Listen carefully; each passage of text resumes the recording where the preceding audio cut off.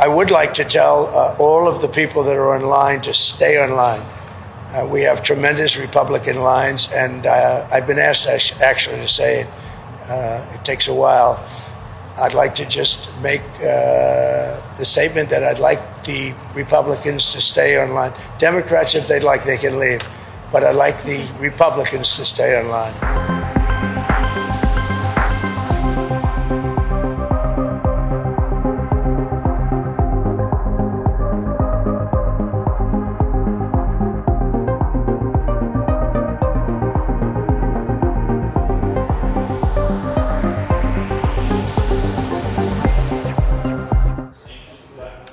I feel very confident. I have felt, we went in with a very big lead today, and it looks like Republicans have shown up in force. Regrets, you always have regrets. I can't think of any, to be honest, to use her expression. I can't think of any. I ran a great campaign. I think it was maybe the best of the three. We did great in the first one. We did much better in the second one, but something happened. And this was the best. I would say this was the best campaign we ran. On the assumption I win, I don't know if something else happens. I don't know what's going to happen in terms of declaring victory. But if in normal times, I would go over to the convention center, let's say at 10 o'clock or 11 o'clock or something. But I just don't know. And I certainly don't want any violence, but I certainly don't have to tell. These are great people. These are people that believe in no violence. Unlike your question, you believe in violence. If I lose an election, if it's a fair election, I'd be the first one to acknowledge it. And I think so far, I think it's been fair. I think there's been a lot of court cases. Both sides are lawyered up. Thousands of lawyers are involved.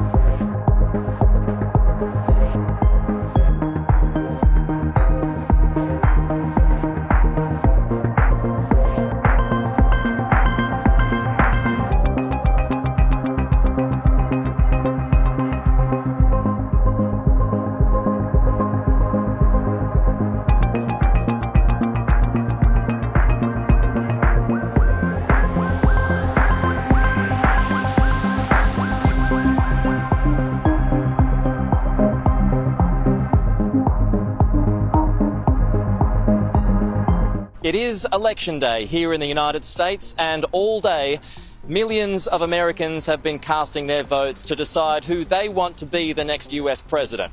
We're broadcasting live from the Palm Beach Convention Center, where later on tonight Donald Trump will be giving a speech.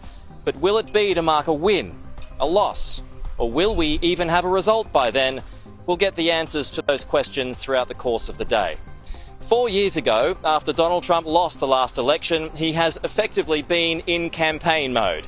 It has been a long campaign. And earlier today, near his home at Mar-a-Lago, not too far from where I'm reporting from right now, he cast his vote, and then he said he would accept the results of tonight's election if he thinks it's fair. If I lose an election, if it's a fair election, I'd be the first one to acknowledge it. And I think so far, I think it's been fair. Of course, there'll be no violence. My supporters are not violent people. I don't have to tell them that. And I certainly don't want any violence. From Florida to Ohio, where his running mate J.D. Vance cast his vote today in a state that shouldn't trouble the Republicans at all.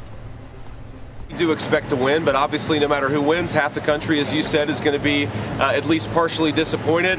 I think my attitude is the best way to heal the rift in the country is to try to govern the country as well as we can, create as much prosperity as we can for the American people, and remind our fellow Americans that we are all fundamentally on the same team, however we voted.